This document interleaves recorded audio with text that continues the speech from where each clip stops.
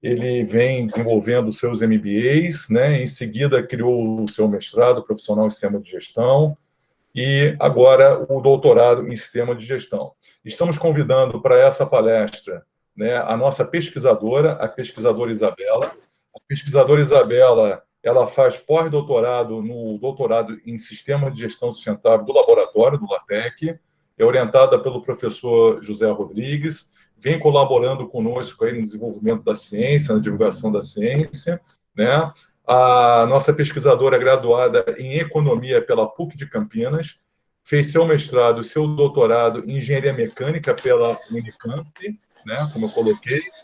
Ela desenvolve uma série de atividades no laboratório e na pesquisa como um todo. Ela tem qualificação na pesquisa qualitativa e quantitativa. Ela trafega por esses dois mundos de pesquisa, né? E trabalha com métodos Delphi, pesquisa grupo focal, análise multivariada no que tange quantitativo. E hoje a Isabela vai fazer aí um apanhado dos aspectos metodológicos e demonstrar a experiência dela dentro dessa área para que possa aí, nos abrir a mente, né, nesse mundo maravilhoso que é o mundo da pesquisa e que vem tomando muita força agora nesse período do coronavírus, né? Eu acho que o pesquisador nunca foi tão valorizado e nunca a questão metodológica foi valorizada para provar à sociedade a importância de ser pesquisador, de investir na pesquisa. É um momento, acho que é muito propício para a gente, é uma grande oportunidade. Isabela, é um prazer estar contigo aqui, né? Você está aí diretamente de Campinas, de São Paulo.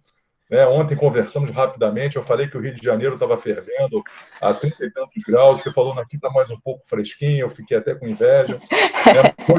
Nublou aqui, Isabela, eu acho que finalmente vamos ter alguma coisa de inverno. Eu não sei quando, mas eu espero que tenhamos aí um tempo um pouco mais ameno, porque eu nunca vi um verão tão quente. Isabela, muito obrigado pela sua presença, a sua participação, ela é importante. Eu te conheço, já participamos de bancas juntos, né? Suas colocações são sempre muito pertinentes, são muito precisas, e eu fico muito feliz aqui que você vai estar contribuindo com esse grupo maravilhoso, já chegando a 90 pessoas, e acredito que durante aí o período tenhamos 200 pessoas que foram os que se propuseram aí a participar desse evento, tá? Fica à vontade, vamos ter aí uma palestra aí de 1h30, depois quem tiver com algumas dúvidas pode escrever para a professora Isabela, ela vai responder, e parabéns para todos que estão aqui, tá? É um grande prazer estar com vocês todos.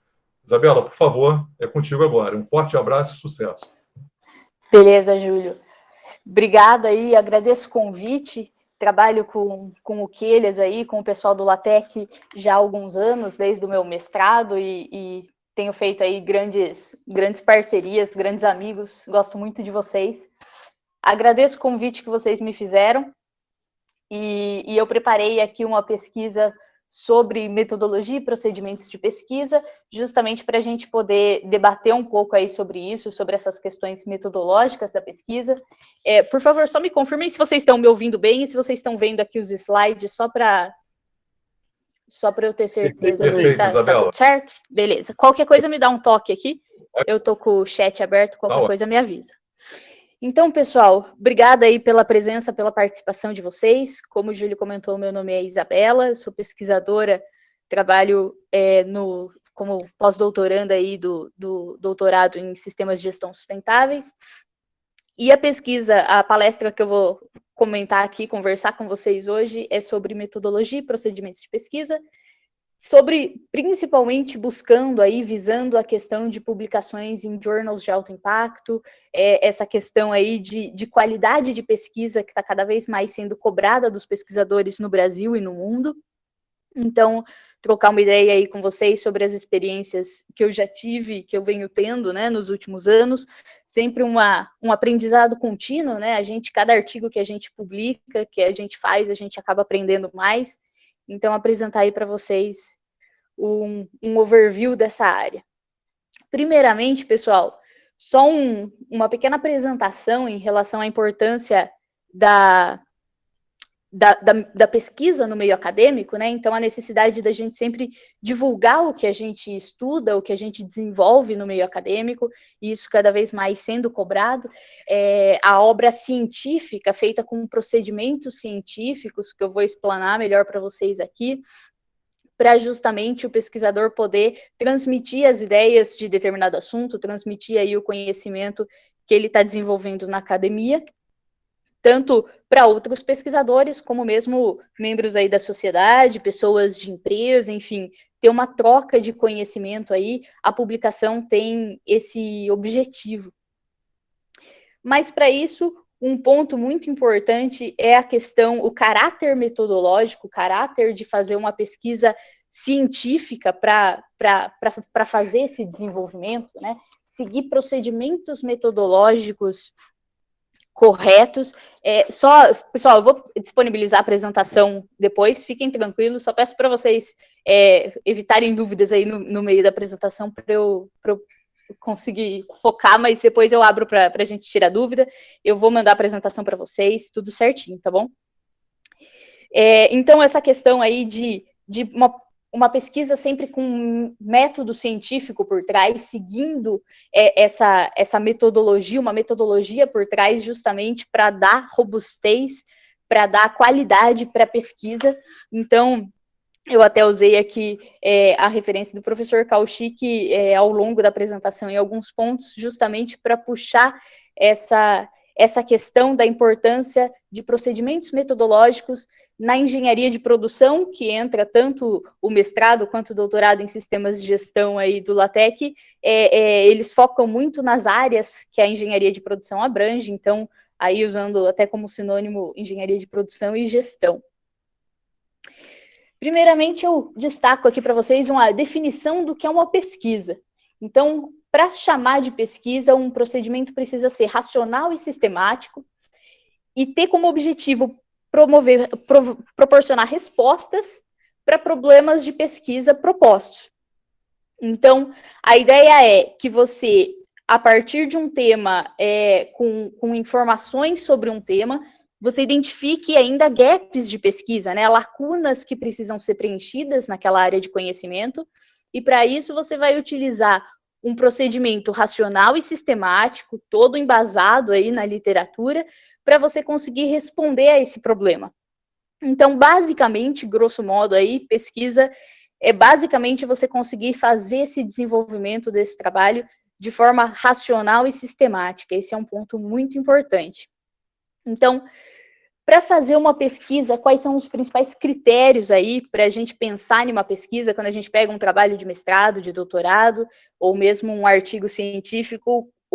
Um dos principais pontos, um primeiro ponto que a gente olha é a questão da validade, né? A validade tanto interna quanto externa.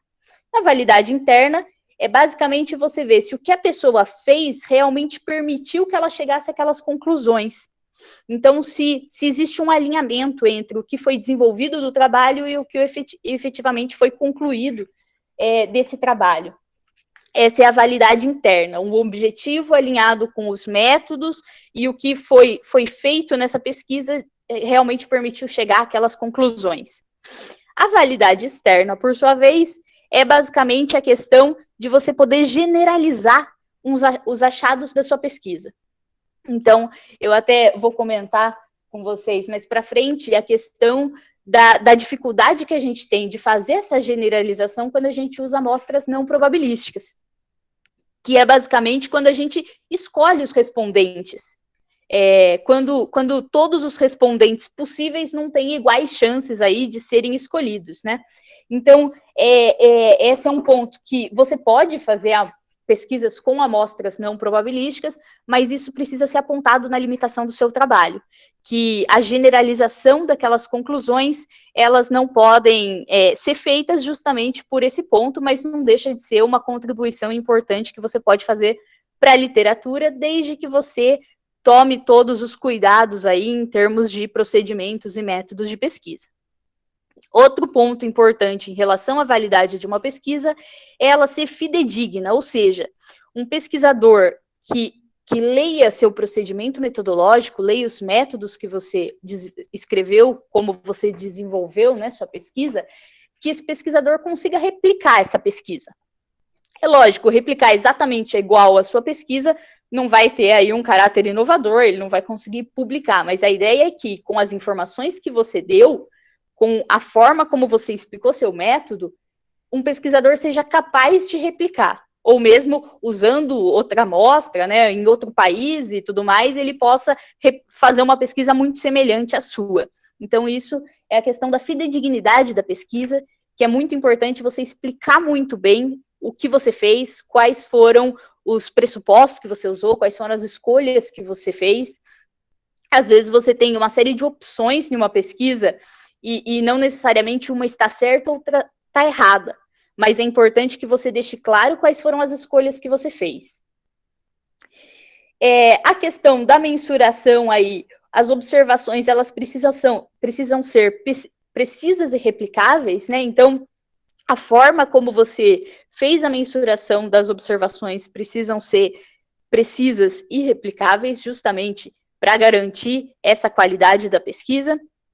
E, por fim, um delineamento correto da pesquisa, isso está muito linkado aqui com o problema de pesquisa, que eu vou mostrar mais para frente para vocês, a importância de delinear bem a sua pesquisa, de fechar bem o cerco da sua pesquisa, justamente para você conseguir ter conclusões válidas, conclusões corretas.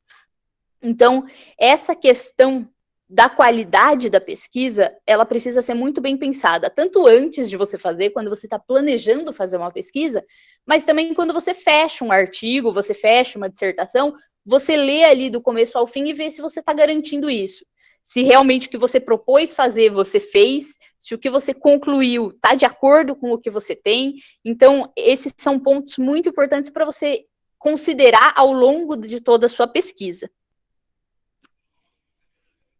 O que é necessário, né, para fazer a pesquisa? Aqui eu destaquei alguns pontos, pessoal. Lógico, conhecimento, curiosidade são fundamentais para você conseguir ser um pesquisador, conseguir fazer uma pesquisa, mas aqui eu acho que o principal ponto para a gente fazer pesquisa é perseverança e paciência. Fazer pesquisa dá trabalho e via de regra, uma pesquisa não é se ela vai ter um problema, se você vai ter um obstáculo, é quando você vai ter e quantos obstáculos você vai ter. Mas as chances de você ter desafios ao longo da pesquisa, desafios que você não esperava ter, são muito grandes. Então, a questão de perseverança e paciência são muito importantes aí para você realmente conseguir terminar uma pesquisa e fazer uma pesquisa de qualidade. Atitude autocorretiva, verificar se você errou, se você precisa arrumar alguma coisa, tá sempre pensando essa questão aí de avaliação do seu trabalho, você mesmo se avaliar, verificar se está adequado.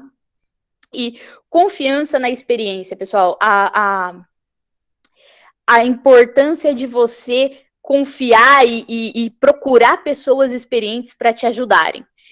Inclusive, em alguns pontos aqui eu destaco a importância de você procurar um estatístico, uma pessoa que saiba mexer com aquela forma de análise de dados que você, aquele método de análise de dados que você está usando.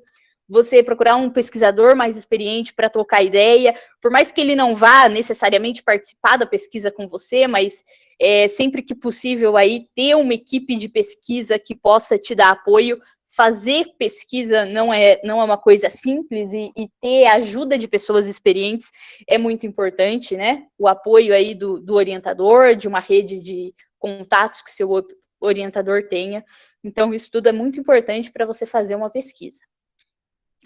Entrando nas questões mais práticas aqui da pesquisa, eu destaquei para vocês a necessidade de você identificar bem qual o seu tema de pesquisa, né? Então, o sujeito da sua pesquisa é o macro tema, é um tema mais amplo sobre o que você está falando. Aqui, como exemplo, eu coloquei a manufatura enxuta. Enquanto o objeto de pesquisa é o assunto ou tópico que você vai focar dentro daquele sujeito de pesquisa. Então, Nesse caso aqui eu coloquei sustentabilidade em projetos de manufatura enxuta. Então vejam como vai afunilando a questão aí do tema que você vai abordar. E por fim, a delimitação da sua pesquisa. Então, delimitar as fronteiras. Isso é muito importante, principalmente para você conseguir fazer uma pesquisa mais completa do ponto de vista do que você se propôs a fazer. Então, sustentabilidade em projetos de manufatura no segmento metal-mecânico. Isso restringe os resultados da sua pesquisa e restringe o que vão esperar da sua pesquisa. E isso não é uma coisa ruim, é uma coisa boa. Na medida que você restringe de uma forma correta, para delimitar exatamente o que você está fazendo, você está garantindo ali, blindando sua pesquisa. Então, por exemplo, se você vai fazer uma revisão da literatura de um assunto que existe desde a década de 70, e você pega artigos dos últimos 10 anos, se você explicar que você pegou aqueles artigos só dos últimos 10 anos, que esse foi seu foco, por algum motivo, para saber o que está acontecendo recentemente, enfim, você justifica, não tem problema nenhum. Agora, na medida que você não justifica, se só tem artigos dos últimos 10 anos e na sua pesquisa, e na literatura tem artigos muito anteriores a isso, você vai ser fortemente criticado por conta disso. Então, a delimitação da pesquisa serve para você se blindar. Serve justamente para você poder mostrar, meu foco é esse, é isso daqui que eu vou pesquisar. Então, isso já deixa claro para as pessoas aí qual o escopo do seu trabalho. Considerações importantes quando você está definindo um tema, pontos que precisam ser analisados. Verificar se não existe artigo publicado em bases internacionais de renome, principalmente muito próximos ao tema que você está pesquisando. Então, esse é um trabalho que é a primeira coisa, uma das primeiras coisas que você precisa fazer quando você vai definir um tema, e é uma coisa que é bom você ir fazendo ao longo do trabalho, para sempre verificar aí essa questão, porque se existe um trabalho que está fazendo basicamente o que você está fazendo, não tem por que você publicar o seu. Então, é um ponto importante, é um ponto que a gente sempre tem uma grande preocupação aqui, porque mesmo que você não vá mudar totalmente o tema, mas às vezes uma abordagem diferente, um foco diferente aí, para garantir a originalidade do seu trabalho. A originalidade não é só em relação ao que você mesmo já escreveu, mas ao que todo mundo já escreveu.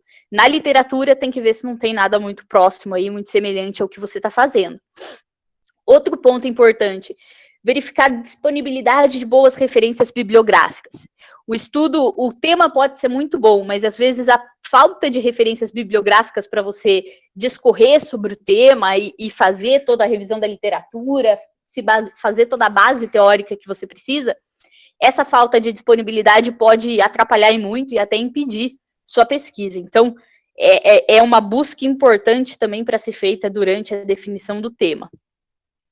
E outro ponto legal aqui, importante para você verificar, é a existência aí de possíveis congressos e revistas, journals internacionais, para onde você quer mandar seu trabalho. Então, é muito comum você, conforme o journal que você vai mandar, ele tem alguns requisitos específicos. Então, por exemplo, tem um journal que, inclusive, a gente acabou de ter aprovado aí um artigo que o foco dele são os 17 Objetivos de Desenvolvimento Sustentável da ONU. Então, a introdução do artigo precisa estar falando sobre isso. Você precisa mostrar claramente que o seu artigo está no escopo do journal. Tem journals que são muito específicos, então quando você já sabe que journal você quer mandar seu trabalho, você consegue modelar ali, moldar todo o seu tema, todo o seu texto, e para direcionar justamente e aumentar aí suas chances de ter uma boa publicação, de conseguir atingir esse foco aí, essa revista que você quer. Então, passados esses pontos, eu destaquei aqui para vocês pontos importantes para projeto de pesquisa. Isso, quando você vai pedir, lógico, um financiamento de uma FAPESP, FAPERJ, enfim, de uma agência de financiamento, você precisa ter um projeto formal sobre isso, Mas mesmo quando você não precisa apresentar um projeto como esse, é bom você ter em mente esses pontos justamente para ter o mínimo possível de surpresas aí ao longo do caminho e ter uma pesquisa bem direcionada. Então, o primeiro ponto que eu mostro para vocês aqui é a formulação de um problema. Para você fazer um projeto de pesquisa, você precisa ter um problema bem formulado. Um segundo ponto, não necessariamente, não é obrigatório que toda pesquisa tenha hipóteses, mas quando elas existem, isso costuma corroborar para a pesquisa, para mostrar o gap de pesquisa e o motivo para qual você escolheu aquele tema, enfim, aquele problema. Mas importante que essas hipóteses precisam ser baseadas na teoria. Então, eu vou mostrar detalhadamente para vocês a necessidade aí das hipóteses terem a teoria como base para a formulação dessa hipótese. Em relação à identificação do tipo de pesquisa, então, que tipo de pesquisa você vai fazer, isso precisa estar bem definido. Operacionalização das variáveis, como elas serão escolhidas. Seleção da amostra, quem que você vai usar aí, por exemplo, de entrevistados, no caso de uma survey, com quem você vai fazer perguntas, como você vai basear aí sua análise, onde você vai coletar seus dados. Determinação do método de pesquisa, determinação da estratégia de coleta de dados, plano de análise de dados. Aqui a questão das análises estatísticas são muito importantes aí para como você vai perguntar. Para saber como você vai perguntar, você precisa saber o que você quer fazer com aquelas respostas. Então, por isso, esse plano de análise de dados ele é tão importante ser feito no início. Porque a forma como você perguntar, as opções de resposta que você der para os seus entrevistados ou para os seus respondentes, vai limitar, vai determinar as opções de análise de dados que você tem.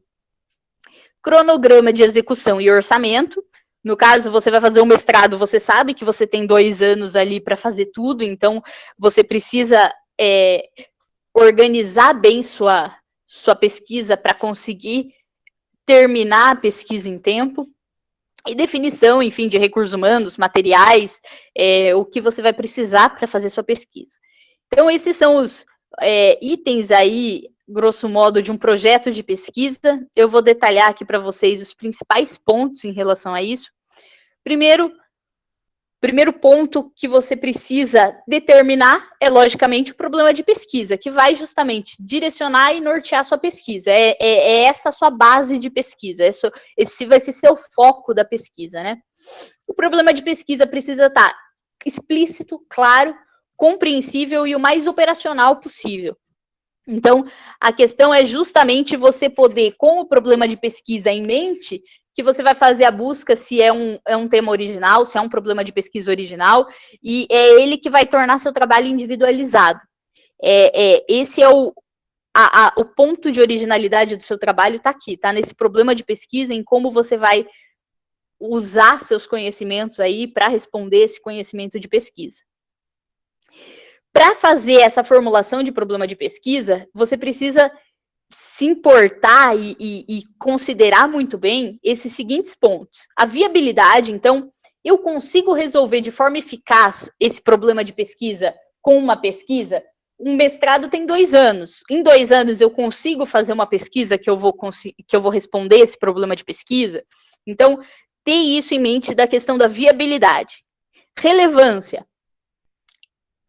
Esse problema de pesquisa, ele vai trazer coisa nova? Eu vou conseguir contribuir com a literatura respondendo a esse problema de pesquisa? Ele é relevante? Novidade. Isso daqui é um ponto que revisores pegam muito em cima quando a gente manda um artigo. Se você, principalmente a introdução, quando você está contextualizando, mostrando a relevância do seu trabalho na introdução do seu artigo, se é um tema que está sendo debatido na literatura. Se é um tema que há 10 anos ele não vem sendo falado na literatura, você vai ter que justificar muito bem por que ele vale a pena ser falado agora. Então, a necessidade de mostrar que esse tema é atual, que ele está aí em consonância com o que está sendo falado na literatura, isso é muito importante. Execuibilidade. Com a sua pesquisa, você vai conseguir chegar numa conclusão válida com os resultados da sua pesquisa? E, por fim, oportunidade. Nessa parte que pega muito a questão do gap de pesquisa, né? Existe uma lacuna de pesquisa para ser preenchida com esse problema de pesquisa? Eu vou conseguir agregar valor aí com o meu trabalho? Então, justamente são essas questões que você precisa analisar para ver se o seu problema de pesquisa realmente ele é válido, ele vai contribuir positivamente aí para a literatura. Para isso, você precisa ter uma bagagem de conhecimentos prévios sobre esse assunto. Dificilmente você vai sentar, pegar um tema novo e criar um problema de pesquisa e já ir pesquisando. Você precisa ler sobre esse assunto. Você precisa ter um conhecimento razoável sobre esse tema. Então, se você for começar, não sei, você nunca pesquisou sobre a indústria 4.0 e está interessado em pesquisar, pegue artigos, teses sobre isso, leia para ter um conhecimento sobre o que está sendo falado, para saber exatamente como estão tratando, o que exatamente são os conceitos relacionados à indústria 4.0. Então, esse estudo prévio ao problema de pesquisa, ele é muito importante justamente para você conseguir responder essas perguntas. Exemplo, aqui eu coloquei exemplos de problemas de pesquisa e de não problemas de pesquisa. Vejam a diferença de um problema de pesquisa equivocadamente colocado. Como fazer para melhorar transportes urbanos? Como aumentar a produtividade no trabalho? Vejam que são problemas, tudo bem, mas da forma como eles estão colocados, eles estão extremamente amplos. Existem vários caminhos que você pode seguir para responder essas questões.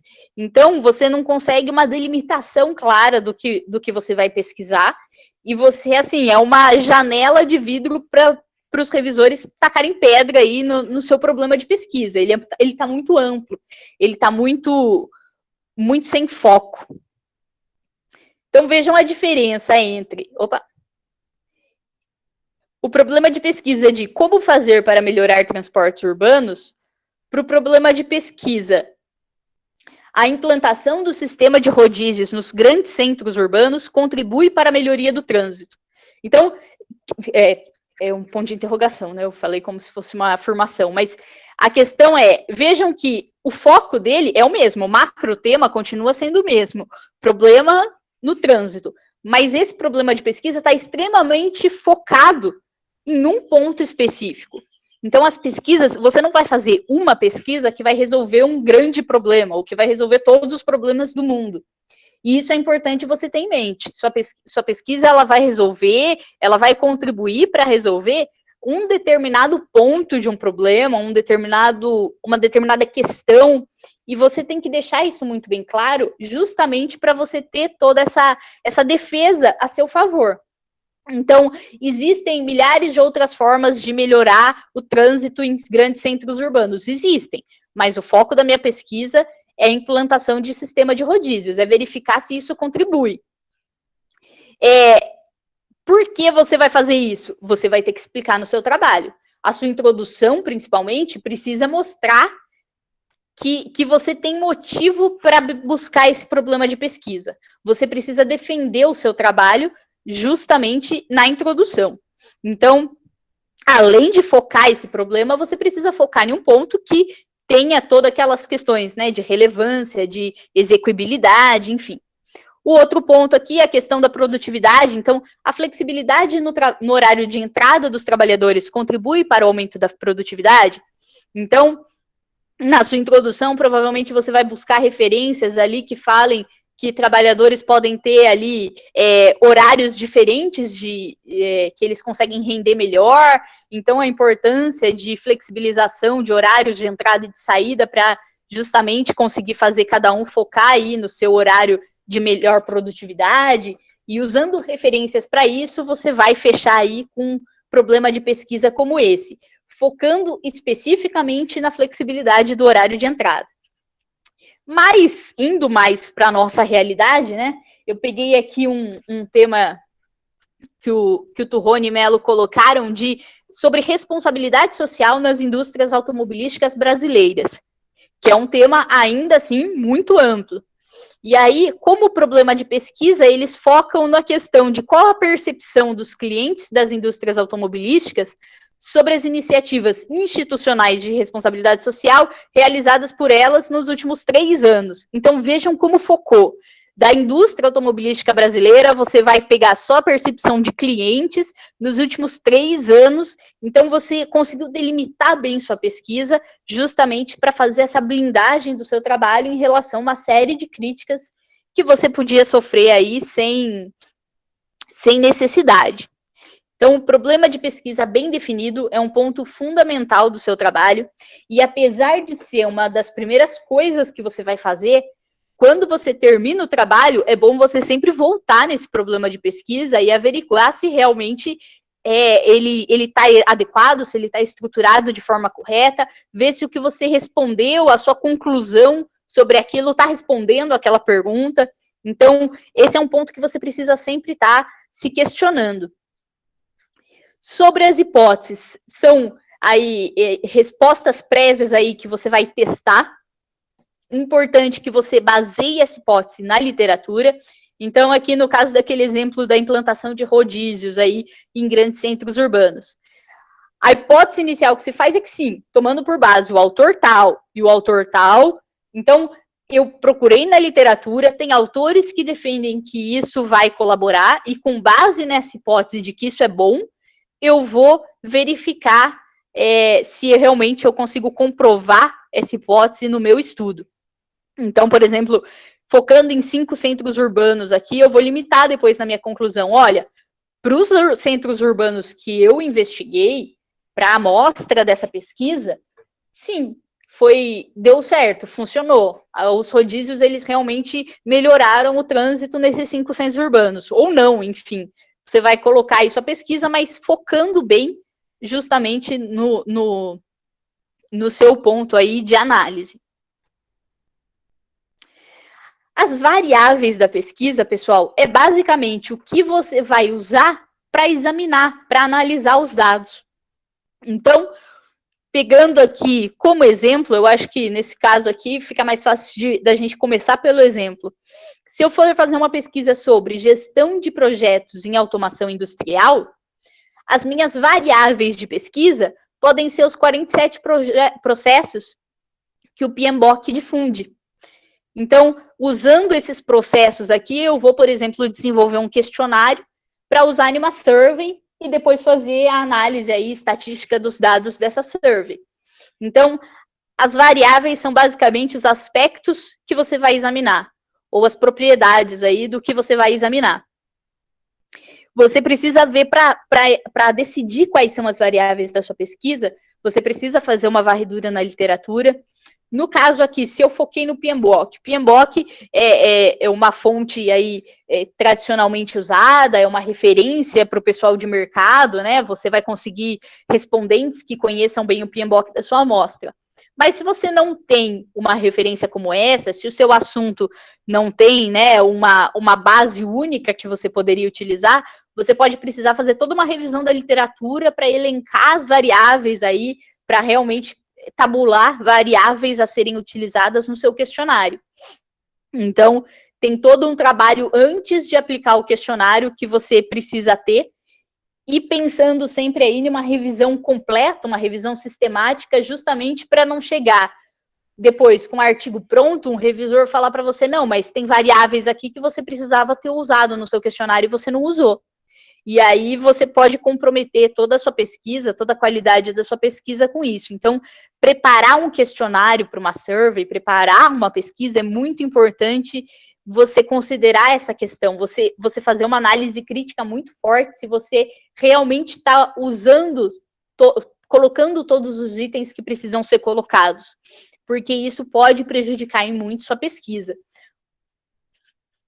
Então, só um breve overview aqui, a partir da teoria você estabelece as hipóteses, também partindo da teoria você vai estabelecer as variáveis para responder essa hipótese aqui, para verificar se a hipótese é verdadeira ou não, e a verificação vai ser feita aí por meio de observações dessas variáveis, certo? Quais são os tipos de variáveis que você tem numa pesquisa? Pensando aqui em um questionário, né? Por exemplo, variáveis genéricas, elas, apesar de você não analisá-las no core da sua pesquisa, no escopo principal, elas são importantes, os revisores costumam cobrar bastante a questão de escolaridade da sua amostra, profissão da sua amostra, se forem estudantes de engenharia, quais as engenharias que esses estudantes fazem.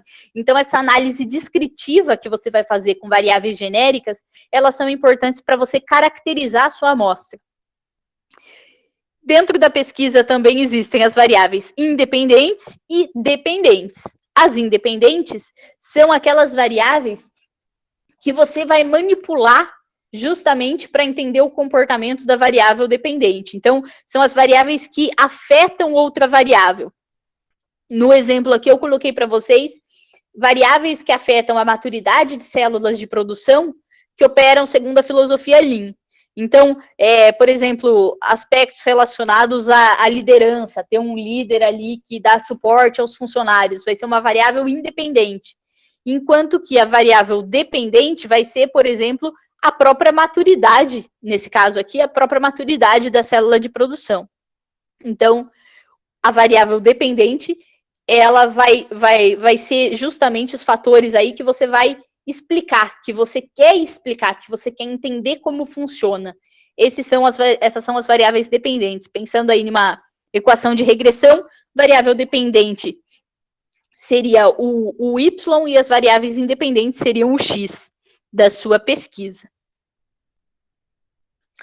Outro ponto importante, pessoal, mesmo que em tese e dissertação, é importante que você coloque isso, inclusive mesmo que em um capítulo separado até, faça a caracterização da sua pesquisa. Mas mesmo em artigos, quando você não vai colocar especificamente todas essas classificações, algumas você coloca, é importante você ter em mente quais são essas classificações, como se classifica, como se comporta a sua pesquisa em relação a essas classificações. Por isso eu detalhei elas aqui, focando nos principais pontos para a área de gestão, para a área de engenharia de produção, que é a área que a gente pesquisa. Então, em relação aos critérios clássicos de classificação, eu destaquei aqui os métodos amplos, os procedimentos técnicos, a abordagem de pesquisa, a natureza, o objetivo e a técnica utilizada. Então, esses são os pontos a serem classificados aqui dentro da sua pesquisa. Nos métodos amplos, existem 4 divisões aí que podem ser 4 classificações que você pode fazer para a sua pesquisa. O método indutivo, dedutivo, hipotético dedutivo e dialético. Para a nossa apresentação aqui, é uma palestra mais curta, eu separei apenas o indutivo e o dedutivo, justamente porque são os mais usados aqui, o indutivo fortemente utilizado na área de engenharia de produção. O hipotético dedutivo e o dialético, eles praticamente não são usados, e por isso eu te retirei da apresentação, para otimizar aí nosso tempo, focar no que a gente mais pesquisa, mais utiliza. Então, qual a principal divisão aqui, a principal separação entre esses dois métodos, né? A indução, ele é um método baseado nas evidências empíricas. Então, a partir de observações de dados que você coleta, você estabelece leis e teorias. Enquanto que o método dedutivo, ele é baseado na lógica. Então, a partir de leis e teorias, você consegue fornecer aí explicações e prognósticos. A indução, como eu comentei com vocês, é fortemente utilizada na nossa área. Porém, um ponto importante que a gente precisa considerar é que a abordagem indutiva na área de engenharia de produção, se ela não utiliza uma amostragem probabilística, você precisa deixar isso claro na limitação da sua pesquisa. Então, lá na conclusão do seu trabalho, você precisa ressaltar, olha, como limitação de pesquisa, eu ressalto que a minha amostragem é não probabilística. Por que a gente usa muito abordagem não probabilística na engenharia de produção?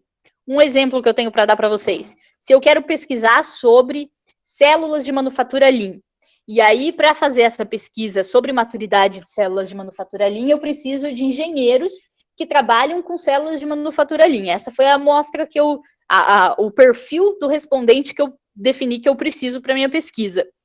Quantos engenheiros que trabalham coordenando, gerenciando células de manufatura Lean existem no Brasil, estão atuando atualmente no Brasil? A gente não sabe. É um número muito difícil da gente precisar. Então, se eu não tenho conhecimento nem da minha população, do tamanho da minha população, eu não vou ter condições de fazer uma amostragem probabilística. Além disso, tem toda a dificuldade de utilizar, de fato, aí, métodos para garantir a aleatoriedade da amostra. Uma amostra probabilística significa que qualquer respondente, qualquer membro, né, qualquer item dentro da minha população pode ser escolhido com a mesma probabilidade, tem chances iguais de serem escolhidos. E isso é muito difícil da gente fazer para a gente procurar profissionais, especialistas em um país, ou mesmo se a gente delimitasse em um estado do país. Enfim, por isso que a gente acaba utilizando muito a amostragem não probabilística. Além disso, é comum em surveys, até por isso eu destaquei muito a questão da perseverança, é comum em surveys a gente ter uma taxa de resposta muito baixa. Chega-se coisa assim de para 800 convites para responder seu questionário, se você conseguir 100, 120 respostas, já se considera uma pessoa feliz, porque a taxa de resposta para survey no Brasil, ela é muito baixa. Até um apelo que eu sempre faço quando eu falo com o pessoal que trabalha em empresa, e para sempre que vocês puderem, tiverem conhecimento para responder aquela survey, respondam, porque a taxa de resposta de survey no Brasil é muito baixa e é baseado nessas surveys que a gente pode desenvolver aí uma série de pesquisas, alunos podem terminar um mestrado, um doutorado aí, a partir da realização de survey e de todo o tratamento de dados em cima desses dados. Em relação aos procedimentos técnicos e estratégia de pesquisa, aqui tem vários itens aqui que eu coloquei para vocês. A pesquisa bibliográfica é extremamente importante, não só como um foco de pesquisa, que uma pesquisa ela pode ter como objetivo fazer uma pesquisa bibliográfica, mas porque praticamente todos os tipos de pesquisa, eles requerem pelo menos algum tipo de pesquisa bibliográfica junto. Então, por isso, ela tem uma relevância enorme. A pesquisa documental, experimental, a survey que eu falei para vocês, oficialmente a tradução dela é levantamento, mas via de regra a gente usa survey. O estudo de caso, pesquisa ex post facto, eu vou mostrar para vocês brevemente, mas ela é pouco utilizada. A pesquisação, que é um tipo de pesquisa bem interessante, e a pesquisa participante. Então, focando aqui primeiramente na questão da pesquisa bibliográfica. A pesquisa bibliográfica, ela basicamente vai focar em materiais que já foram feitos, certo? Em artigos, por exemplo, que já foram publicados, e você vai, a partir de um procedimento sistemático definido, com base na literatura, existem literaturas sobre métodos de revisão bibliográfica, você vai escolher um ou mais autores ali para basear seu método, para definir como você vai fazer, e definido como você vai seguir aquele procedimento justamente para conseguir ter essa revisão da literatura e essa pesquisa bibliográfica. Quando isso for o foco da sua pesquisa. Quando ela é para fazer um estado da arte, dar um overview daquele assunto, como item 2 ali do seu artigo, né, logo depois da introdução, que você mostra na introdução a contextualização da pesquisa, a relevância, o gap de pesquisa que você está preenchendo, que você busca preencher. E na revisão da literatura, o item de revisão da literatura, você vai mostrar ali um estado da arte daquele tema. E, via de regra, os artigos costumam ter dois focos nesse estado da arte, né? Ou eles vão para a área de, olha, são as principais pesquisas, dá um overview do que está sendo pesquisado naquela área, naquele assunto, ou ele vai para o foco de explicar mais detalhadamente pontos importantes, conceitos importantes daquele tema. Então, se eu vou estudar barreiras de Lean, e eu fiz uma revisão da literatura para elencar essas barreiras, na minha revisão de literatura, no meu capítulo de revisão de literatura, eu vou falar sobre cada uma dessas barreiras, explicar de forma mais mais aberta, assim, mais ampla, cada uma dessas barreiras. Então, por isso, nesse ponto aqui, eu destaco essa diferença dos dois tipos de revisão de literatura que a gente tem. A revisão que em todo artigo você vai ter algum tipo de revisão da literatura, e os artigos que focam nisso, e que são artigos muito interessantes, pessoal. Revisão da literatura dá um trabalho considerável fazer, mas quando você faz e consegue publicar, você pode ter resultados muito interessantes, e uma coisa que eu tenho observado é que artigos de revisão da literatura, eles recebem bastante citação, e isso é uma coisa positiva para os pesquisadores. Em relação às bases onde você vai pesquisar artigos aí para fazer sua revisão da literatura, para fazer sua introdução, eu destaquei aqui para vocês a Springer, a Emerald, a Taylor e a Science Direct como bases primárias aqui. Elas publicam journals que vão ter os artigos que vocês vão usar de forma primária, né? Inclusive, elas que detêm o copyright aí quando você publica um artigo nelas. E eu destaco a Scopus e a Web of Science como bases secundárias. O que significa isso? Um artigo que está na Taylor, um journal que está na Taylor, ele pode estar também na Scopus e na Web of Science. Inclusive, quando ele é bom, ele está, porque essas duas bases elas servem como indexadores desse artigo, ou seja, para você mandar um journal para Scopus, você tem que passar por todo um critério de análise ali de qualidade do seu journal, para esse journal estar na Scopus e os artigos deles poderem ser encontrados na Scopus, e o mesmo acontece na Web of Science. Então, essas duas bases aqui, elas são secundárias. Quando você faz uma busca em todas essas bases, você vai encontrar artigos duplicados, porque journals podem estar em mais de uma base, mas elas são muito importantes aí para os journals estarem justamente por conta desse critério qualitativo. Aqui eu coloquei a CAPES também, periódicos CAPES, é uma base interessante para usar, mas é uma base brasileira, então essas outras todas são internacionais. Para pesquisas aí, para artigos internacionais, essas outras bases acabam sendo mais interessantes para você fazer, por exemplo, uma revisão sistemática da literatura. Em relação à qualidade do artigo, né, quando você vai fazer uma revisão bibliográfica, você precisa se preocupar em usar artigos de qualidade, que estão em journals bem indexados. No Brasil, a gente tem o QualiCaps, que é uma avaliação que atualmente ela é feita por áreas. No caso da engenharia mecânica, a engenharia de produção, ela vai para a área de engenharias 3. E basicamente os journals são classificados entre A1 até B5 e C. Então, A1 é o mais elevado, e aí, chegando até o C aí, que basicamente não tem peso nenhum.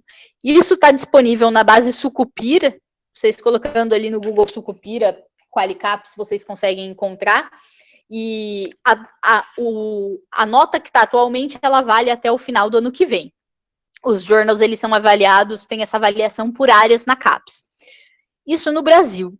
No mundo, internacionalmente, via de regra, os outros países usam, e o Brasil acaba usando um pouco também, até artigos, journals, às vezes, que não estão no QualiCaps, eles consideram a questão do JCR para analisar. O mundo utiliza a avaliação pelo JCR, Journal Impact Factor. O que é isso? Existe, basicamente, uma empresa, antes pertencia a Thomson Reuters e agora pertence a Clarivate. A Clarivate, o que ela faz? Ela tem esse índice, Journal Citation Reports, que mede o fator de impacto dos journals. Desculpa. Então, o fator de impacto, hoje em dia, os journals, lógico, preenchendo ali um critério de qualidade básico, os artigos tendo uma relevância razoável, um journal ele é muito avaliado pelo fator de impacto, ou seja, o quanto ele é citado por outros pesquisadores, por outros journals e mesmo por ele mesmo. Então, o fator de impacto ele é calculado basicamente com isso. X é o número de vezes que os artigos publicados em um determinado journal, que foram publicados em 2017 e 2018, foram citados em periódicos indexados durante o ano de 2019. E aí divide por Y, que é basicamente o número total de itens citáveis em 2017 e 2018 desse journal. Ou seja, se eu publiquei ao todo 10 artigos em 2017 e 2018 e tive 2 citações, o meu fator de impacto vai ser 0,2 em 2019, né? Minhas citações desses artigos em 2019. Se eu tive 200 citações, meu fator de impacto vai ser 20. Quanto é um bom fator de impacto? Depende muito da área. Na área de gestão, a gente no laboratório, a gente costuma considerar assim, se o fator de impacto gira em torno de 2, ele já é razoável. Se ele chega ali a 3, 4, 5, ele já é um journal muito bom, inclusive costuma ter uma análise muito rígida para você conseguir aí ter chances de publicação nele. Então, fator de impacto é basicamente um indicador de qualidade e que vai medir qual o grau de relevância que aquele journal tem na comunidade acadêmica por um determinado período. Vejam que você ser citado por um journal que não está indexado na Web of Science, que é aquela base que eu mostrei para vocês, Web of Science, ele não vai entrar aqui como citação. Tem que ser journal que está indexado. Ele citou você para você realmente contabilizar aqui o fator de impacto. Essa é uma análise de journal. Um pesquisador, ele é avaliado pelo índice H, que é basicamente, você precisa ter um índice H, para você ter um índice H de 2, você precisa ter pelo menos 2 artigos citados 2 vezes. 10 artigos citados 10 vezes. Então, quanto mais alto é seu índice H, mais difícil é você aumentar seu índice H. E isso está começando agora no Brasil. Alguns pesquisadores já têm excelentes índices H, mas essa preocupação está aumentando aí nos últimos anos. Então, para você avaliar se um journal é bom para você mandar seu artigo, uma coisa que os próprios journals colocam na página deles é o CIT Score, que é a avaliação que a Scopus faz, e o fator de impacto da Clarivate. Vejam que é bem diferente, por quê? Porque são fórmulas diferentes, metodologias diferentes e bases diferentes de indexação. Então, a diferença é por isso. Mas, basicamente, eu sugiro que vocês olhem aí a questão do fator de impacto do journal. Aqui eu destaquei o International Journal of Operations and Production Management. Ele está com um fator de impacto muito bom para a área. O Production Economics, International Journal of Production Economics, também com fator de impacto 5.1, muito bom. E o Cleaner Production, focado aí na área de sustentabilidade, está com fator de impacto de 7.2. Via de regra, as bases internacionais renomadas, elas tomam bastante cuidado para garantir que esses números e que esses dados estejam corretos. Mas caso vocês tenham alguma dúvida, quando vocês estão logados ali no VPN da UF, ou estão na rede da UF, vocês podem entrar no jcr.clarivate.com e verificar se realmente aquele fator de impacto, aquele journal tem fator de impacto e se aquele fator de impacto é realmente aquele valor. Falado isso, focando novamente na questão da sua busca bibliográfica. Você, além de pesquisar em journals determinados, journals de qualidade, você precisa definir como você vai fazer sua pesquisa. Então, você precisa definir claramente os termos de pesquisa. Além de definir, depois de uma leitura inicial dos artigos que você for encontrando, você precisa fazer uma avaliação se você não precisa incluir novos termos aí na sua pesquisa. Então, por exemplo, se eu fiz uma busca com Lean Production, Lean Manufacturing, Sustainability, Projects, depois de uma varredura, eu posso ver que Lean Philosophy também precisa ser usado, Sustainable Development também precisa ser usado. Então, o uso de sinônimos, de termos alternativos na busca de uma revisão da literatura, são importantes para você não deixar de considerar artigos que deveriam estar na sua pesquisa. Isso é muito importante, principalmente quando você faz uma busca sistemática, uma revisão sistemática da literatura. A revisão sistemática significa, eu usei esses termos, achei esses artigos, fazendo uma triagem do que eles falavam, a minha amostra ficou essa. Então, você precisa definir bem quais as bases que você utilizou e quais as palavras-chave que você utilizou. Aqui eu apontei só uma sugestão aí, quando você está fazendo uma revisão da literatura, seja para fazer um artigo disso, seja a revisão da literatura que você vai fazer no seu mestrado ou no seu doutorado, o fichamento é uma coisa interessante para você fazer, justamente porque, na medida que você vai lendo muita coisa, as coisas começam a ficar meio confusas na sua cabeça. Então, você fala, ó, artigo tal falou isso, tem isso de informação interessante. Quando você faz isso, quando você está coletando dos artigos, você já faz isso, quando você for escrever seu texto, fica muito mais fácil. Então, o fichamento, ele pode te ajudar bastante nessa questão. Outro ponto aqui que eu recomendo muito, eu devia até receber uma comissão do Mendeley, de tanto que eu recomendo ele para as pessoas. O Mendeley Desktop. Pessoal, não necessariamente o Mendeley é o exemplo, porque eu dei esse exemplo porque é o que eu uso, mas gerenciador de citações. É muito importante vocês usarem software de gerenciador de citações. Isso diminui absurdamente seu trabalho e seu retrabalho durante a escrita de artigos, durante a escrita de teses e dissertações. O Mendeley é um software muito legal, muito fácil. Você joga o artigo em PDF nele, ele já lê todas as questões aqui, título,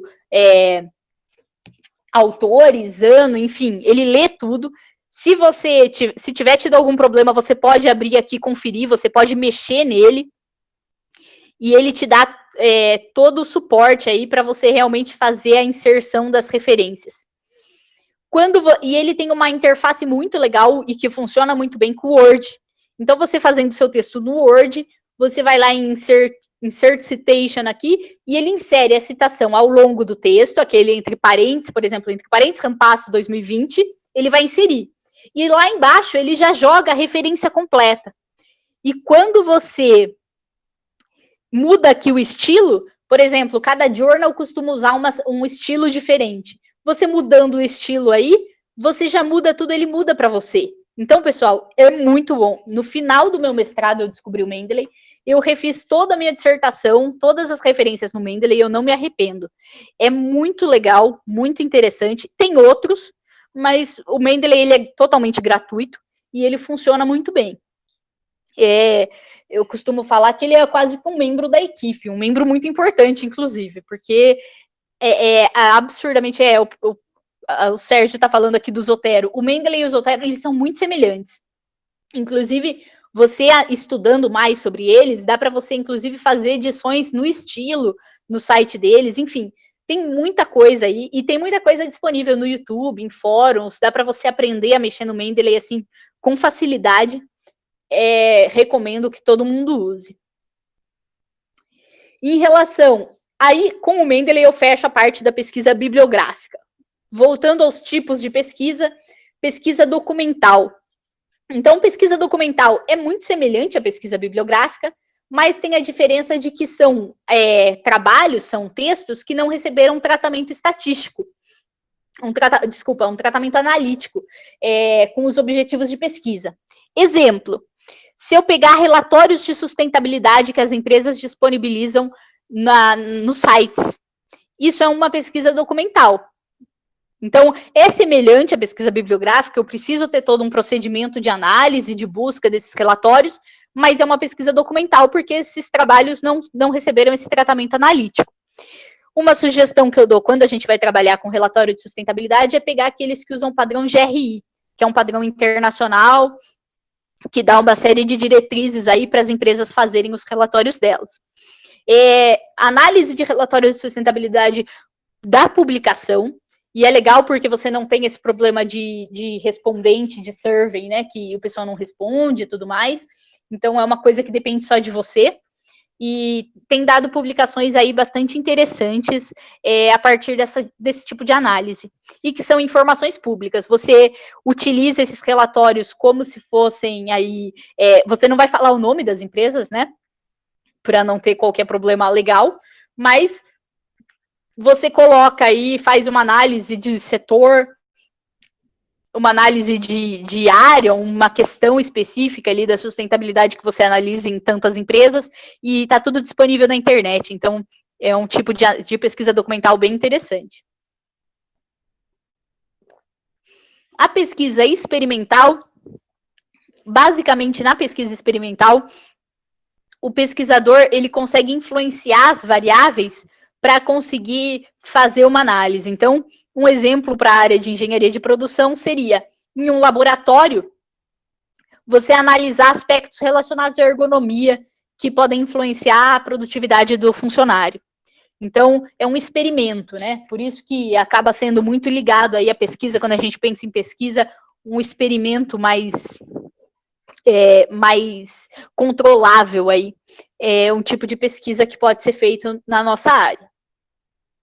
Levantamento ou survey, eu vou detalhar mais para frente um pouco sobre ele, mas é basicamente quando você interroga diretamente pessoas que você quer saber a opinião, a percepção. Então, por isso, para fazer uma survey, é importante que você defina bem quem são seus respondentes, qual é o perfil dos seus respondentes, e justamente para conseguir pegar pessoas qualificadas, pessoas que realmente vão saber do que você está falando, vão saber se expressar de maneira adequada. Um exemplo que eu coloquei aqui para vocês é a análise para analisar as dificuldades sobre implantação do TPM, você pode chamar engenheiros de produção que lideraram ou lideram a referida atividade. Então, são pessoas que têm uma formação aí para atuar nisso, são pessoas que tiveram experiência nisso, e aí, por isso, elas vão saber opinar sobre essas dificuldades de implantação. Então, por isso que na survey você precisa definir muito bem os respondentes aí da sua amostra, justamente para você conseguir fazer uma pesquisa válida, né? Uma pesquisa que realmente vai agregar e vai trazer resultados interessantes. O estudo de caso, pessoal, o estudo de caso é muito interessante, mas é muito delicado para você fazer um estudo de caso para publicar, justamente porque você precisa garantir uma série de questões para garantir a relevância desse estudo. Eu vou explicar no próximo slide, mas basicamente o pesquisador não interfere no objeto de pesquisa, ele só analisa, ele só verifica e relata e contrasta com a literatura. Eu coloquei aqui um exemplo, um artigo que o Rosler, que foi meu orientador aí de mestrado, doutorado, a gente trabalha muito junto, ele publicou sobre a avaliação dos conceitos de responsabilidade social corporativa utilizados por empresas brasileiras fabricantes de avião. Então, ele pegou o exemplo da Embraer, ele conseguiu um acesso legal na Embraer para analisar essa questão da responsabilidade social corporativa. Por que um estudo de caso único, ele conseguiu uma publicação legal? Nesse caso, esse artigo ele publicou no Cleaner Production. Porque era uma empresa muito relevante, uma empresa que já ganhou o Prêmio Nacional da Qualidade, enfim, é uma empresa muito robusta, é um caso interessante de ser analisado. O Robert Inn é uma referência internacional aí sobre estudo de caso. Se vocês pensam em fazer estudo de caso, comprem o livro do Robert Inn, peguem o livro do Robert Inn e leiam, porque ele tem um livro inteiro com diretrizes sobre estudo de caso, e onde ele mostra que um estudo de caso ele é apropriado quando você quer verificar se proposições da teoria estão corretas, ou se um conjunto alternativo aí pode ser mais relevante. Esse ponto aqui é muito importante, apresentar um caso raro ou extremo de interesse da comunidade. Então, no caso aqui, por que a Embraer foi interessante? Porque, poxa, é uma das maiores empresas brasileiras, é a única empresa nessa área que a gente tem no país, no mundo já são poucas empresas, é uma empresa que tem um sistema de gestão muito maduro. Então, tem uma série de... Inclusive, eles fizeram, assim, parágrafos explicando e justificando por que estudar isso na Embraer era importante. Essa relevância do tema precisa ser muito bem pensada. Porque, às vezes, uma coisa curiosa, uma coisa que... porque eu tenho acesso a essa empresa, mas precisa ver se realmente aquele case vale a pena ser relatado na literatura. E aí, por fim, a questão de quando o pesquisador tem a oportunidade de observar e analisar um fenômeno previamente inacessível aí à investigação científica. Então, nesses pontos, com relação a essas questões, que estudo de caso é válido. Além do livro do Robert Inn, O Paulo Kauchik, ele tem um livro, um artigo sobre estudo de caso muito interessante e muito didático, que ele coloca o passo a passo aqui para você proceder em um estudo de caso. Então, tudo que você precisa seguir aqui, o caminho que você precisa seguir para fazer o estudo de caso. E aqui, inclusive, eu destaquei para vocês esse ponto de planejar os casos. Um ponto muito importante, que é comum o pessoal esquecer, não pensar nisso, é desenvolver o protocolo para a coleta de dados. Então, fazer isso de uma forma sistemática, de uma forma com um método por trás. Isso é importante em qualquer estudo de caso, mas quando você vai fazer, por exemplo, múltiplos estudos de caso, isso garante que você consiga analisar eles entre si, né? Quando você coleta esses dados, faz uma análise semelhante para todos. Então, esse artigo aqui, eu coloquei ele lá no final das referências, eu recomendo também quem gostar de estudo de caso, quiser saber aí como fazer um artigo muito didático, que ficou muito bom sobre estudo de caso. Em relação à coleta de dados, o estudo de caso, é recomendável que você faça a triangulação. O que é triangulação? É você usar pelo menos ali, no caso da triangulação, são 3 fontes de evidência, ou seja, se eu pego entrevistas, documentos e observo diretamente, eu peguei 3 fontes de evidência para eu fazer meu estudo de caso. Isso é importante justamente para você conseguir aí fazer uma análise mais ampla e mais completa aí do caso que você está relatando, que você está estudando. A pesquisa ex post fato, ela não é muito utilizada na engenharia de produção, eu coloquei aqui para vocês só para constar, mas é basicamente uma pesquisa experimental, mas os fatos acontecem de maneira espontânea, não foi o pesquisador que colocou aquilo para acontecer daquele jeito, mas é uma coisa pouco usada. A pesquisação é muito interessante, pessoal, ela é semelhante ao estudo de caso, mas tem uma diferença muito importante, que os pesquisadores, eles se envolvem, né, na pesquisa, na questão. Então, por exemplo, um engenheiro de produção que está fazendo a implantação do Lean, uma célula de manufatura, ele pega e vai relatando essa experiência, e vai colocando, tipo, pegando a partir da literatura, ele vai colocando questões e trabalhando em questões em cima aí para fazer essa implantação e vai descrevendo os benefícios que ele alcança. Isso é uma pesquisação, porque o pesquisador trabalhou em cima daquilo, né?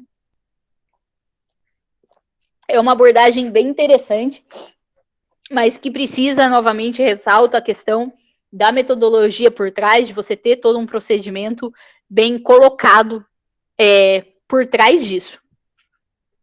A pesquisa participativa, ela também requer aí essa interação entre os pesquisadores e os membros que estão sendo investigados e a situação, mas a pesquisação ela é feita de forma mais planejada do que a pesquisa participativa. Então, a pesquisa participativa acaba sendo menos relatada aí na literatura e a pesquisação acaba sendo mais completa e por isso o pessoal acaba usando mais.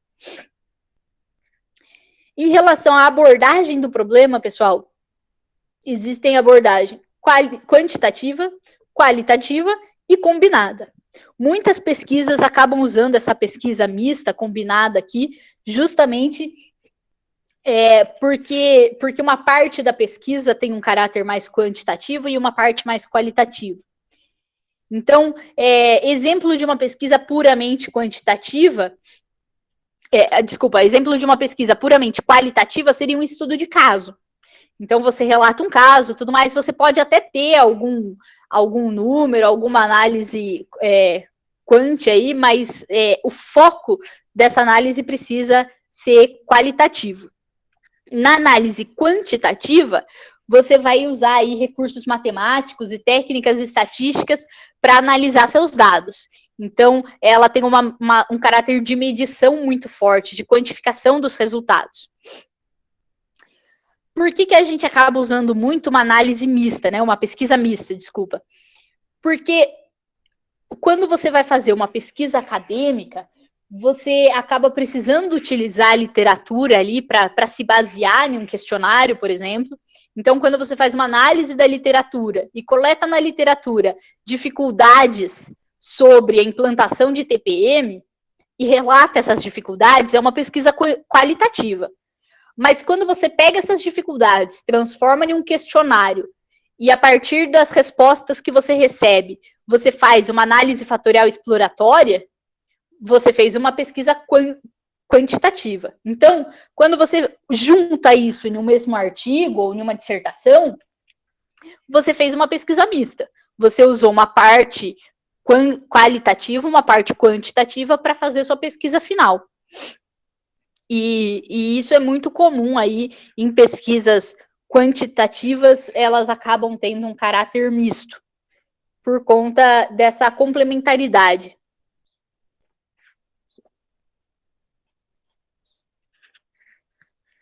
Em relação à natureza da pesquisa, pesquisa básica e pesquisa aplicada. Na área de engenharia de produção, na área de gestão, a gente acaba usando muito mais a pesquisa aplicada, que ela busca basicamente solucionar problemas específicos. Então, por exemplo, isso, eu quero verificar quais são as principais dificuldades da implantação de TPM em uma empresa, para conseguir, por exemplo, priorizar quais são os principais pontos que os gestores vão focar quando eles forem fazer uma implantação. É um problema específico, é uma pesquisa aplicada. A pesquisa básica, ela tem como objetivo contribuir para a teoria, criar novos conhecimentos sem pensar em aplicações instantâneas, né? Sem pensar ali em aplicações específicas. Ela é extremamente importante.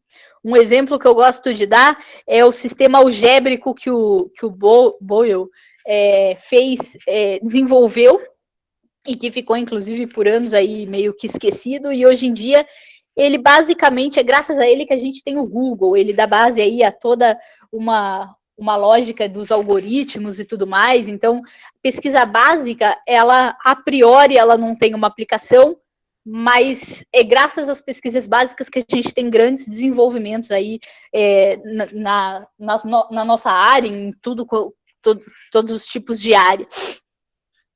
Na área de engenharia de produção, a gente acaba usando muito a pesquisa aplicada. Objetivos da pesquisa, eles podem ser exploratórios, descritivos ou explicativos. Qual a diferença? Exploratória, como o próprio nome diz, ela tende aí a pegar mais, o seu foco é conseguir ter maior familiaridade com o seu tema, é você entender melhor aquela área de conhecimento. Ela é muito comum em áreas que estão começando. Então, é comum a gente ver em artigos que pesquisam sobre indústria 4.0, por exemplo. É uma área que não tem nem 10 anos. O termo indústria 4.0, ele começou a existir ali em 2011. Então, o objetivo de pesquisas exploratórias é entender melhor aquele tema. São pesquisas que acabam ficando mais leves nesse sentido. Você dificilmente vai falar de generalização relacionando uma pesquisa exploratória. A ideia é explorar o tema e não generalizar conclusões. A pesquisa descritiva, ela descreve o que é, né? Ela delimita o que você delineia o que você tá descrevendo. O objetivo dela é descrever o que você viu, descrever suas observações. E a pesquisa explicativa, ela busca entender o porquê das coisas. Então, entender a razão de determinado fenômeno estar ocorrendo, entender o motivo de coisas acontecerem. Em relação às técnicas de pesquisa, eu destaquei aqui para vocês a entrevista, que pode ser estruturada, semi-estruturada ou desestruturada, o painel, que acontece ao longo do tempo, o questionário, a simulação, observação direta e participante. Então, entrevista é basicamente uma conversa de natureza profissional, né? E conversação face a face antigamente, né? Hoje em dia já dá muito bem para fazer via internet, enfim, conversando não necessariamente presencialmente.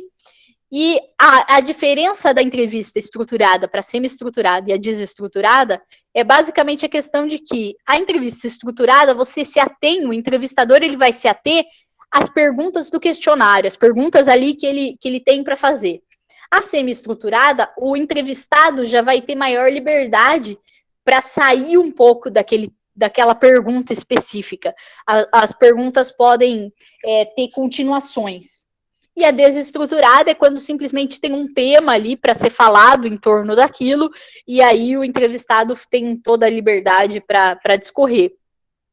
É difícil, principalmente a desestruturada, você conseguir fazer comparações de diferentes respondentes, né? Então, por isso, às vezes, a estruturada ou semi-estruturada acaba sendo mais interessante para você conseguir fazer essas comparações. O questionário envolve perguntas por escrito em que o pesquisador não está presente. Então, por isso, é importante que no questionário as questões sejam muito bem claras, estejam muito bem explicadas, e que você escolha uma amostra muito bem delimitada, que vai entender seu questionário. Inclusive, eu comento mais para frente aqui a importância de fazer um pré-teste do seu questionário para verificar se seu questionário está legal. Destaco aqui o Google Forms, tem o SurveyMonkey também, mas ele tem versões pagas e gratuitas. O Google Forms é totalmente gratuito, ele é bem interessante para você conseguir fazer suas pesquisas, ele costuma funcionar muito bem, e é uma ferramenta gratuita que, na época que a gente está vivendo aí de pouco financiamento para pesquisa, é um item importante. Importante também, pessoal, é fazer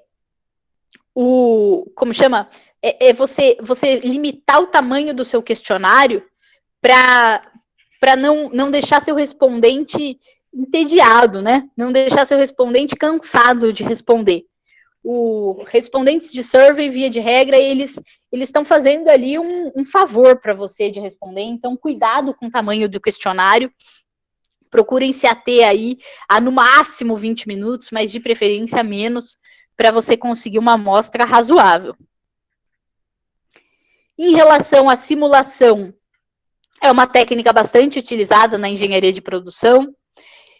Basicamente, você precisa tomar cuidado aqui com os dados que você coloca no software, né, os dados que você usa de input, porque o software ele vai simplesmente analisar o que você deu e as chances de, se você colocar dados equivocados aqui, sair coisas equivocadas, gerar resultados equivocados, é grande.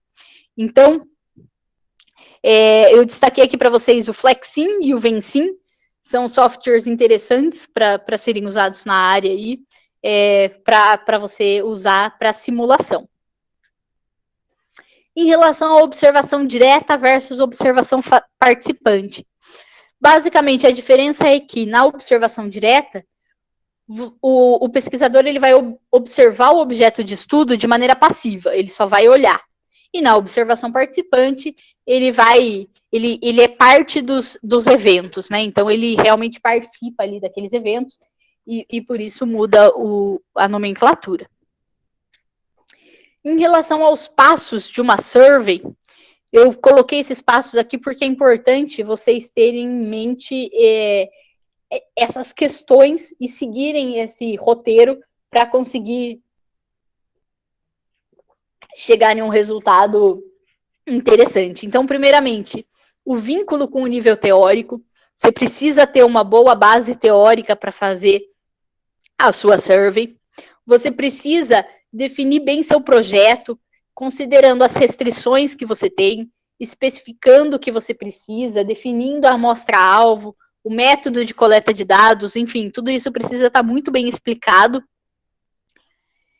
Fazer um teste piloto, isso é legal, principalmente quando a gente fica muito em cima de um questionário, às vezes tem problemas razoáveis e a gente não consegue ver, não consegue identificar, e alguém novo olhando pode ver, de preferência alguém que tenha características aí semelhantes à sua amostra, escolaridade semelhante, mas que não seja a sua amostra, porque quando você faz um pré-teste, quando você pede para alguém responder um questionário, o pessoal fala que você queima a amostra, você não pode depois dar o questionário mexido, alterado, para essa pessoa responder de novo, valendo.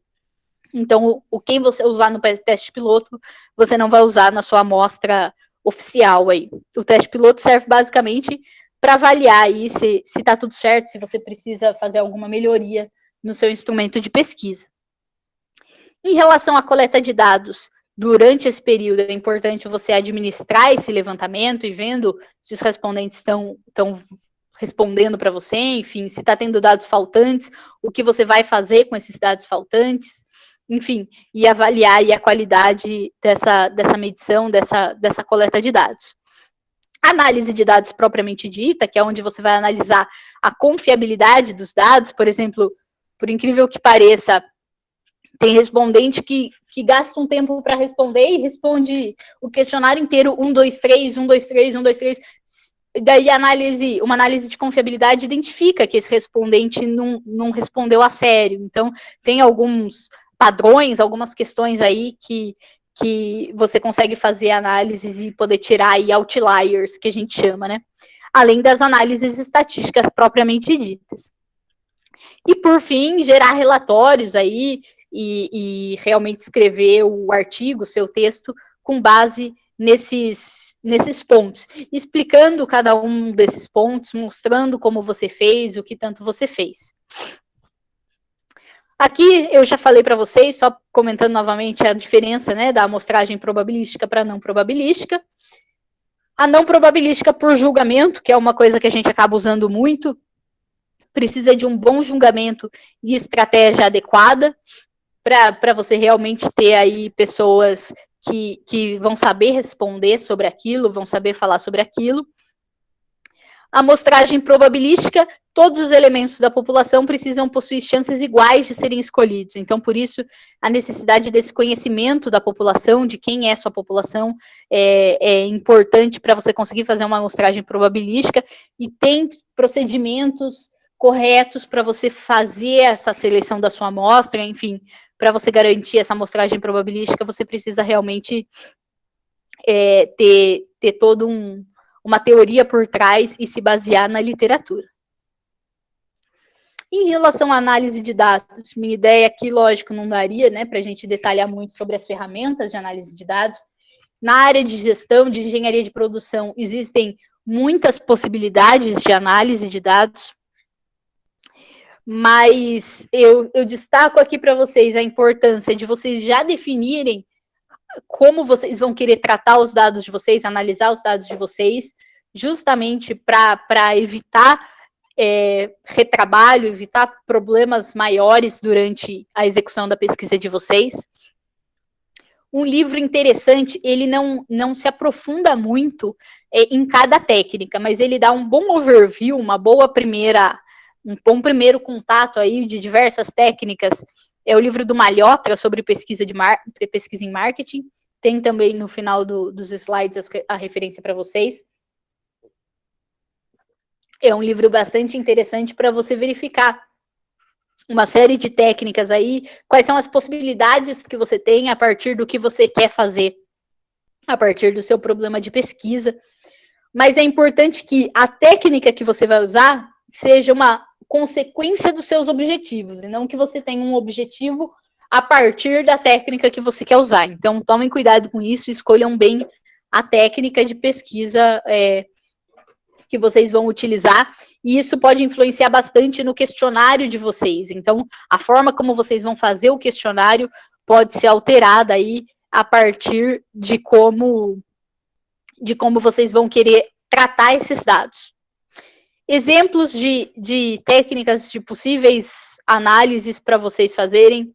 Eu destaquei aqui a análise fatorial exploratória, o escalonamento multidimensional, a modelagem de equações estruturais, estão todas no livro do Hare, ele detalha aí, inclusive, uma série de diretrizes para você utilizar essas técnicas. E também, essas são técnicas estatísticas, e aqui o TOPSIS e o Fuzzy TOPSIS são análise multicritério, né? É diferente da análise estatística, tem uma série de restrições e limitações, mas pode fornecer resultados bastante interessantes. O Delphi também, a gente tem usado no laboratório Delphi para algumas pesquisas. um procedimento delicado para você fazer, principalmente quando a gente pensa que os respondentes são escassos, e no Delphi você precisa de 3, 4 rodadas, então cada rodada você acaba perdendo respondentes, então cuidado no Delphi, o Delphi ele é delicado por causa disso, inclusive o Fuzzy Delphi pode ser uma abordagem alternativa interessante. O Topsys e o Fuzzy Topsys, eles têm um objetivo mais de ranquear, por exemplo, ranquear dificuldades, considerando diferenças de experiência entre os seus respondentes. Uma forma de utilizar o Topsys interessante. O Fuzzy Topsys, essa parte fuzzy aqui, é que ele considera possibilidades de incerteza, o que é muito interessante quando a gente analisa a percepção. Então, a pessoa colocou discordo totalmente, mas ela poderia ter colocado ali no discordo, então ele faz uma análise dessas possibilidades e faz um ajuste em relação a isso. Análise fatorial exploratória, ela pode ter várias finalidades, aí, desde uma análise confirmatória, quanto separar suas variáveis em construtos, mostrar de todas as variáveis que você tem, quais que realmente importam para você. Um exemplo interessante, e isso foi aplicado em um banco, não foi nem publicado isso, mas foi o uso da análise fatorial exploratória para verificar o que realmente importava para um cliente de um banco ser um bom pagador. E aí, numa análise fatorial exploratória, o estatístico que estava avaliando isso, ele viu que o que mais importava, assim, absurdamente mais, era o tempo a que ele era cliente daquele banco. Então, todas as outras coisas tinham um peso muito menor, e realmente o tempo de banco, né, tempo de cliente, foi visto aí que era o mais importante em termos de definir se o cliente ia ou não ser um bom pagador. Tem muitas outras possibilidades de análise, e por isso até que eu destaquei aqui a minha sugestão de vocês conversarem com o estatístico antes de coletar o dado, porque o questionário pode ter alteração conforme a análise que você vai fazer. Então, quanto mais cedo você começar esse contato com esse pesquisador, melhor. Pessoal, em relação à análise de dados para survey, em suma, para uma survey, você precisa definir bem o seu projeto de pesquisa, conforme o objetivo que você quer, com aquele objetivo bem detalhado, ter claro a ferramenta que você quer utilizar antes de fazer a survey, para fazer o questionário, e verificar justamente a aplicabilidade daquela ferramenta para o tamanho de amostra que você tem. Então, uma modelagem de equações estruturais é muito interessante, mas ela depende de uma série de questões para você poder definir o tamanho da amostra, mas ela geralmente começa a ficar interessante com 80, 100 respondentes. Se você não vai conseguir isso com uma amostra, a modelagem de equações estruturais pode ser inviável para você. Então, esse tipo de análise precisa ser considerado também. E também pensem na questão de que periódico internacional vocês gostariam de mandar, mesmo que não um periódico específico, mas que área, se seria um periódico focado em sustentabilidade, focado em gestão de operações, enfim, esse tipo de foco também pode te ajudar bastante a delimitar melhor sua pesquisa. Tem um journal, por exemplo, que ele é focado em manufatura. Se a sua pesquisa tem como foco manufatura, tudo bem, mas se sair, já foge do escopo do journal. Então, às vezes, você ter esse foco para manufatura, para ter essa possibilidade de journal, pode ser interessante. Existem journals mais generalistas, né, que aceitam mais coisas, e journals mais específicos. Varia aí conforme as características da sua pesquisa você vai definir. Por fim, apesar do resumo ser a primeira coisa que aparece no seu artigo, eu coloquei por último porque, via de regra, é a última coisa que a gente faz. Porque para fazer o resumo, você precisa ter o objetivo, os métodos, resultados, enfim, você precisa ter já todo o seu artigo. Então, eu destaco aqui para vocês, inclusive coloquei aqui o link do site. A Emerald, ela tem uma estrutura muito interessante, muito legal de fazer resumo. onde ela separa, inclusive na hora de você submeter um artigo, você é obrigado a escrever cada parte do abstract, né, do resumo, em um item separado, para justamente te obrigar a fazer essa separação. Então, os pontos obrigatórios na Emerald são objetivo, purpose, design, metodologia, abordagem, ou seja, como você fez sua pesquisa, qual foi o seu principal objetivo, qual foi o foco da sua pesquisa, como você fez sua pesquisa, finding, seus principais resultados, né, seus principais achados, e valor, como que sua pesquisa contribui para a literatura, contribui para os profissionais de mercado, enfim, você vai colocar aqui a questão de originalidade e valor, por que sua pesquisa é publicável. Existem itens que são opcionais no abstract da Emerald, que às vezes compensa colocar, às vezes não, varia muito do tipo de artigo, do tipo de pesquisa que você tem. Um item é a limitação de pesquisas. Você pode não colocar no abstract, mas eu recomendo fortemente que vocês coloquem isso na conclusão. Questão de amostra não probabilística, questão de palavra-chave, sua pesquisa tá limitada àquelas palavras-chave que você usou, esse tipo de limitação você precisa colocar, que não é um problema, mas é uma característica importante da sua pesquisa e precisa ser destacada. Implicações práticas no sentido de os resultados da sua pesquisa, eles podem ser usados de que forma na prática?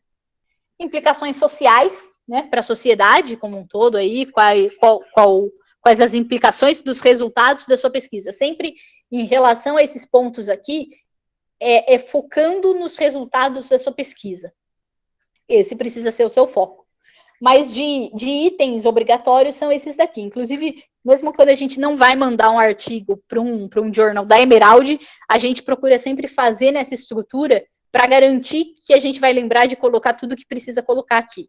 Então, objetivo, método, resultados e valor. Pessoal, é isso. Nesses últimos slides aqui, eu coloquei as referências que eu usei para fazer essa apresentação. É lógico, na área de pesquisa não existe, é difícil falar em algum tipo de verdade absoluta, varia muito. Quando a gente começa a pesquisar e ter contato aí com revisores e com outros pesquisadores, é possível a gente ver quanta diferença existe de percepção. Às vezes, em um mesmo artigo, você recebe revisão de vários revisores e eles, cada um tem uma percepção diferente da sua pesquisa. Então, não existe uma verdade absoluta, nem nada disso, e cada vez, quanto mais a gente estuda, mais a gente trabalha em cima disso, a gente acha coisas diferentes, pontos de vista diferentes, mas a ideia aqui foi dar um overview do que eu aprendi até agora, do que eu tenho aprendido aí, e poder trocar ideia com vocês.